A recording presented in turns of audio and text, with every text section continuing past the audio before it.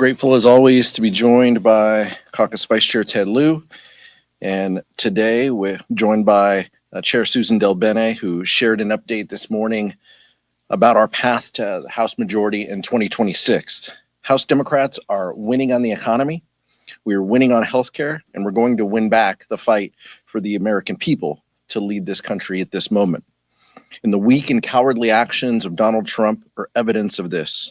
Just a few days ago, the world's richest man and Donald Trump's biggest campaign contributor betrayed the president and called on Republicans in the Senate to kill Trump's signature piece of legislation, which throws 16 million people off of their health insurance to pay for more tax breaks for billionaires. Elon Musk did this not to protect the people who rely on Medicaid and food assistance to meet their basic needs, but because the bill doesn't go far enough to enrich him and his companies. Musk even said that Trump's reckless tariffs will cause a recession. Trump knows all of this. He knows that the Republican budget is politically toxic. He knows that the economy is crashing because of his policies, and he is desperate to change the subject.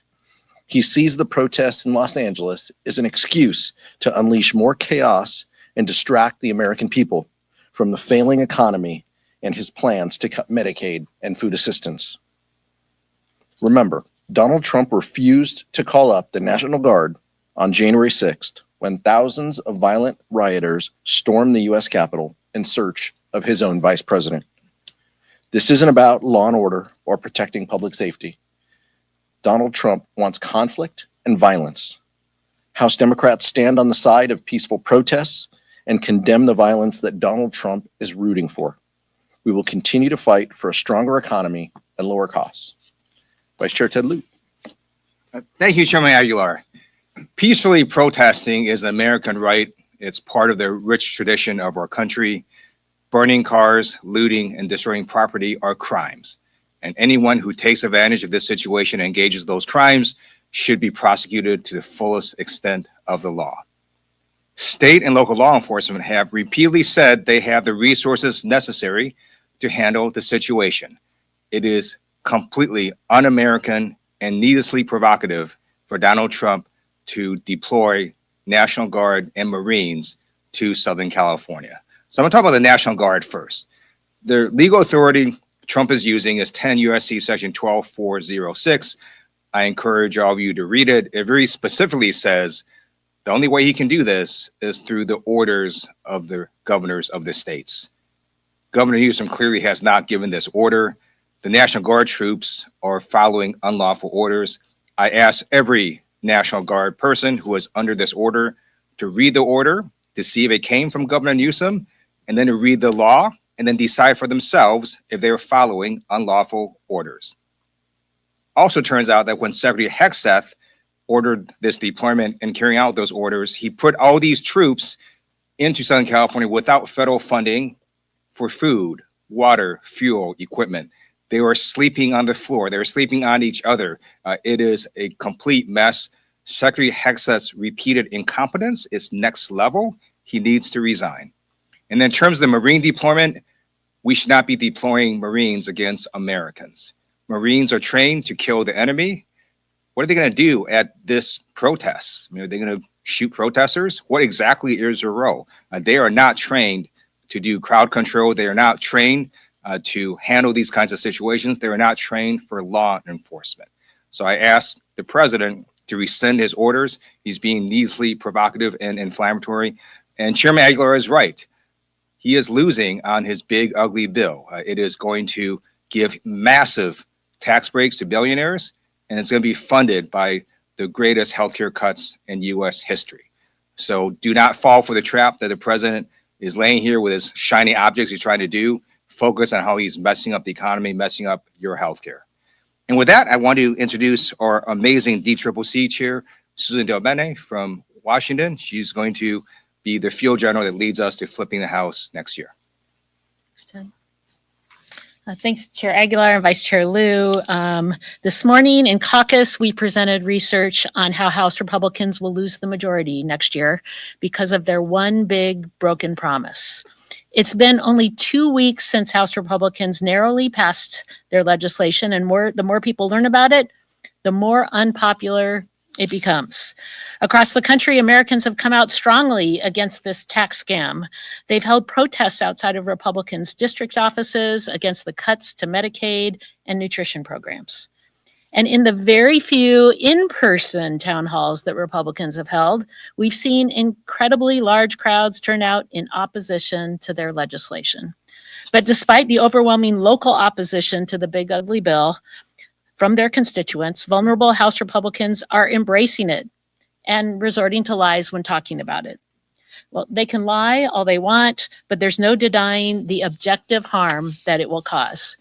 Independent, nonpartisan analysts have said, instead of lowering costs for everyday people, House Republicans' big ugly bill raises costs on them. It will kick 16 million Americans off of their health insurance. It cuts food assistance programs like free school lunch.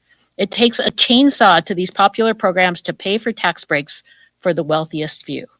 This big ugly bill affirms everything voters already think about Republicans, that they don't work for the American people. They work for the billionaire class.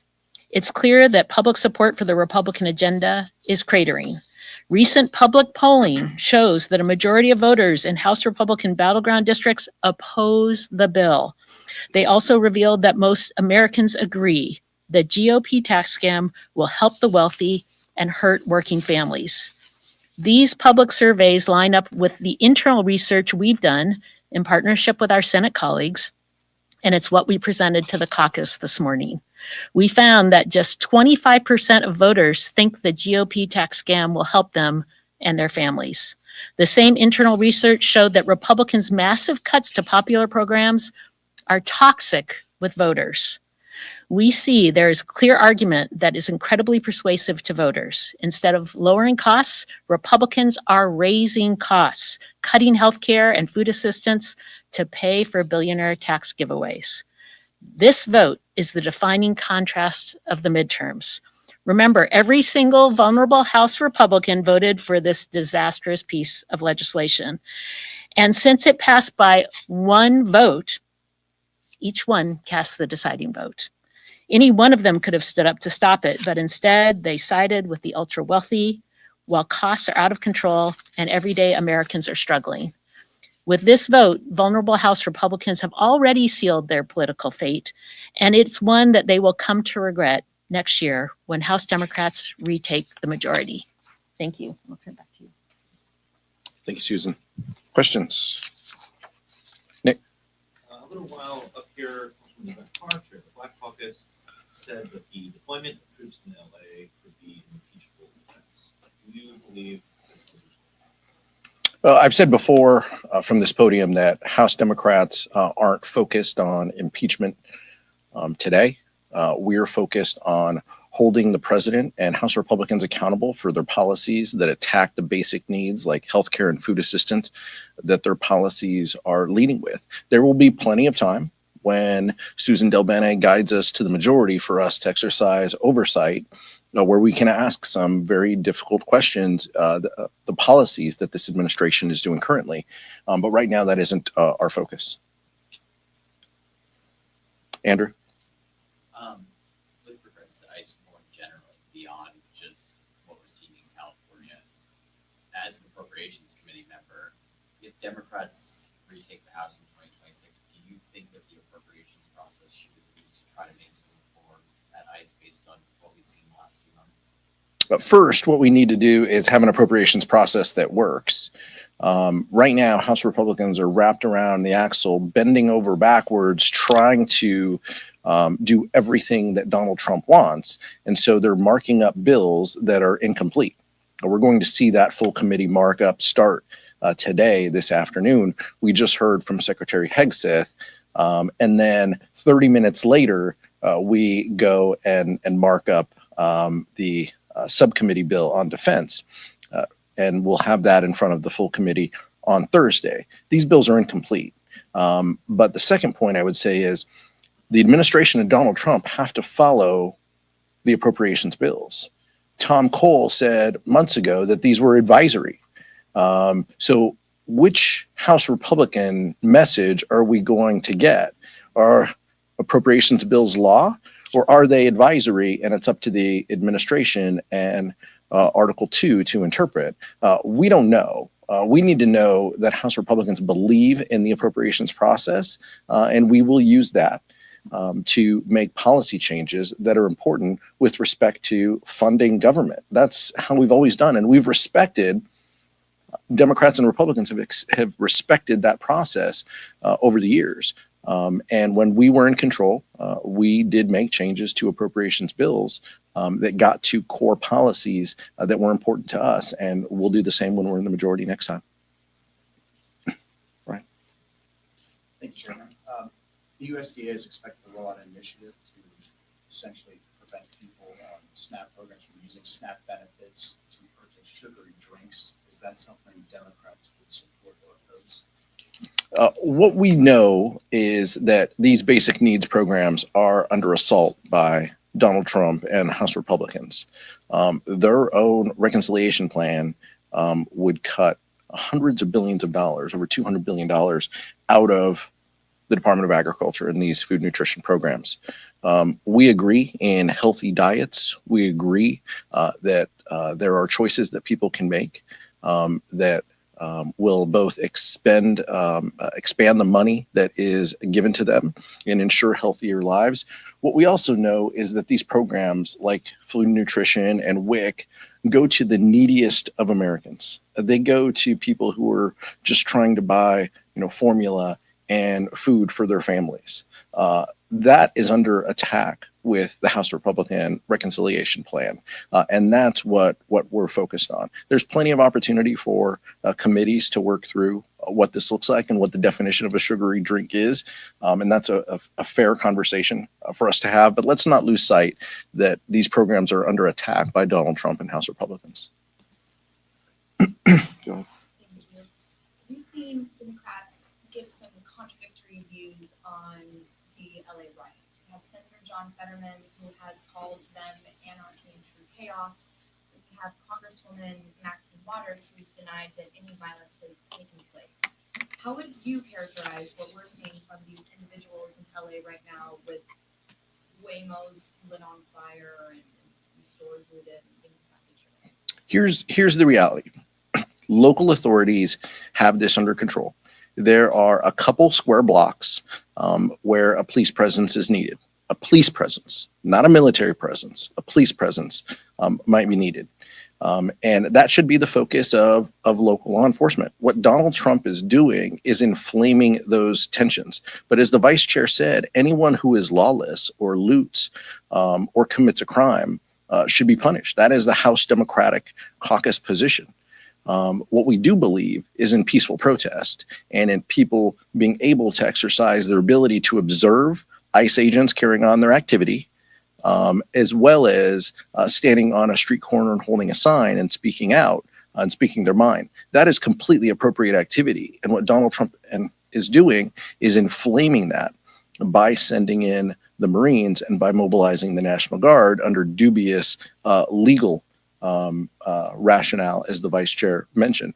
But I would argue, listen to the LA members. I'm from Southern California. I'll defer to my colleague who represents LA County. But this is something that local law enforcement clearly has under control. And the images on TV keep showing the same, burning car over and over. 99% of the city is moving on just as business as usual. I'm glad you brought up the burning cars. So burning Waymo cars is despicable, and I urge that those folks be prosecuted who engage in that action. The National Guard could have done nothing about it because the unlawful orders they were given say they are to protect federal property, federal buildings, and federal personnel. That has nothing to do with Waymo cars. So even if they were right there at the scene, there was literally nothing they could have done without violating their orders. And let's say Marines at the scene. What would you want these Marines to do? Like shoot these people? It's ridiculous to have Marines there. This is a law and enforcement activity that should be handled by state and local law enforcement, not the United States Marines. They are not trained to do this. Questions? So the oversight election for ranking member is about 2 weeks away. Has leadership decided who they are willing to endorse for that post? Well, our responsibility as a vice chair and our responsibilities are to conduct the election. I don't think any of our colleagues on June 24th would want us to conduct the election if we were rooting for someone.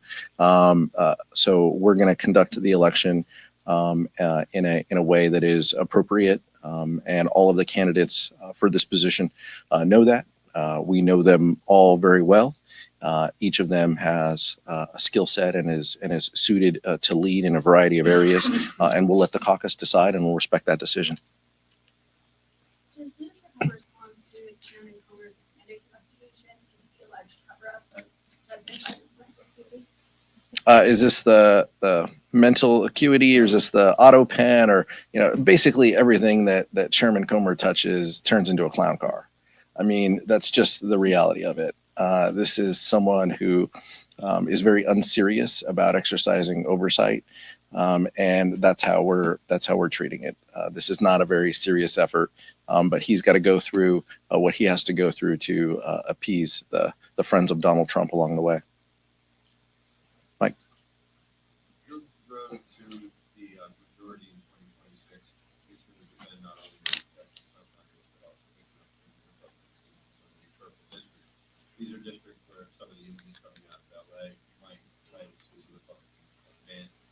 So what's your message to the voters in that district that you do believe will want free speech, but also protect the law and order, given some of the images that you're seeing? Yeah, just that we believe in free speech, and that we believe in law and order. These two things can go hand in hand. But our message broadly to that audience is going to be, your Republican member of Congress voted to kick hundreds of thousands of people off of their health care and take away their basic needs. That's exactly what's at stake here. And that's what we're fighting for. That's the importance of dealing with reconciliation in front of us, and the contrast that we will make between now and next November. But I'll let the chair speak to it. I agree. The contrast is a broken promise from Republicans who promised to lower costs on day one and have done nothing to lower costs, have been raising costs, kicking people off of healthcare, cutting programs that people depend on. That was the number one issue last election. It's the number one issue in Americans' minds across the country right now. They've only seen chaos and dysfunction from this administration, and a Republican Congress who is unwilling to stand up for working families. That's the contrast we'll continue to make. Thank you very much.